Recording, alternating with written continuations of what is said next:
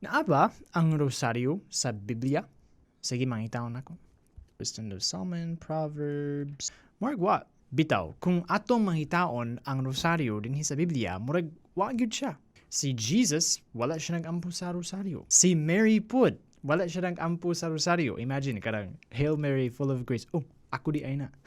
Pero, does this mean nga dili kita dapat mong ampo sa rosaryo?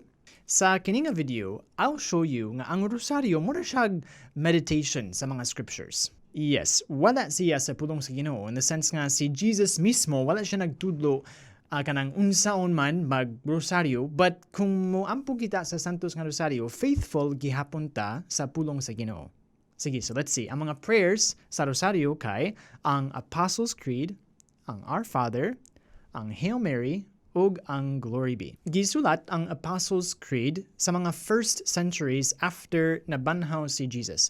Basically, ang Apostles' Creed kay basic expression man na sa atong pagtuo. Bisan daghan mga protestante moampo sila sa kini nga prayer, sa kini nga Apostles' Creed. So, wala pud siya sa pulong sa Ginoo, but mura siya og response of faith sa mga followers ni Jesus, katapita mga tao nga nakadawat sila ni Jesus unya sa iyang mga teachings as well. Ang Our Father or ang Amahan namo, mauna of course ang prayer ni Jesus mismo nga siya nagtudlo sa iyang mga tinun-an, no? Ang basic message sa Our Father is nga ang Amahan ni Jesus ang atong amahan mansad. Mauna ang core sa atong faith. You can see the Gospel of Matthew chapter 6 verses 9 to 13. Ang Hail Mary, biblical sad kaayo actually. Ang katong first part no nga Hail Mary, full of grace, the Lord is with you.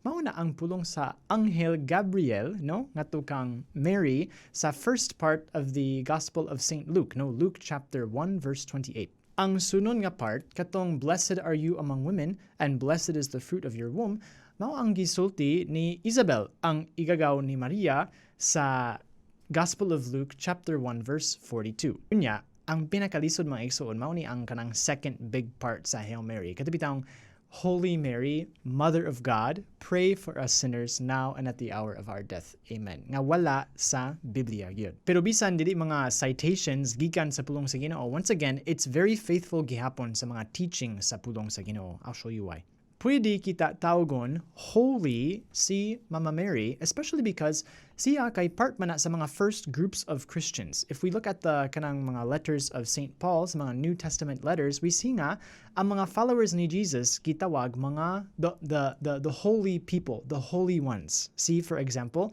Ephesians 1st chapter verse 1.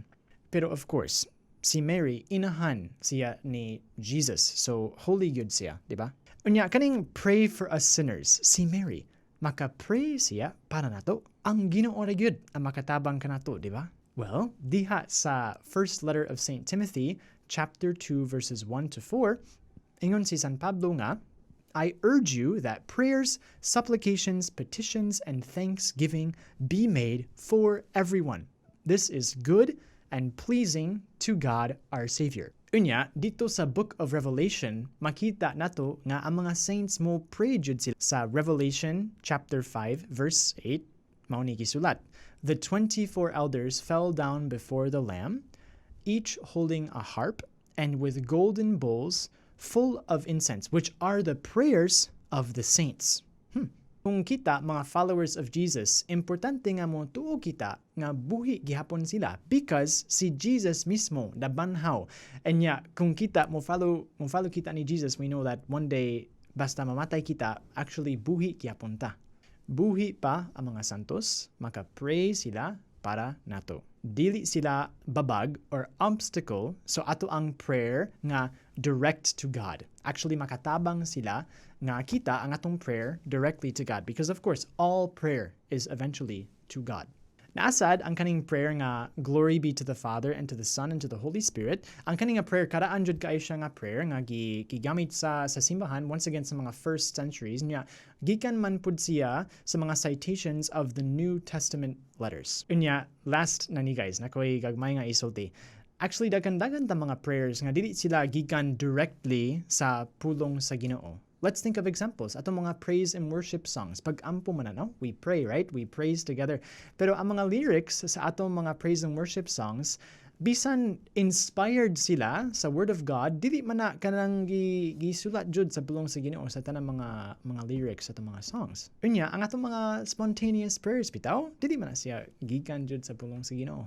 So actually, ang rosaryo, mura siya usa sa mga pinaka-biblical nga prayers that we can pray. Kanindot ana, no? Kung gusto ka ma-faithful sa pulong sa Ginoo, importante kayo nga mag-rosaryo ka. Sige guys, ayaw kalimti nga gihigugma mo sa Ginoo, nya ang iyang gusto kay malipayon ka. See you for the next video. Bye-bye.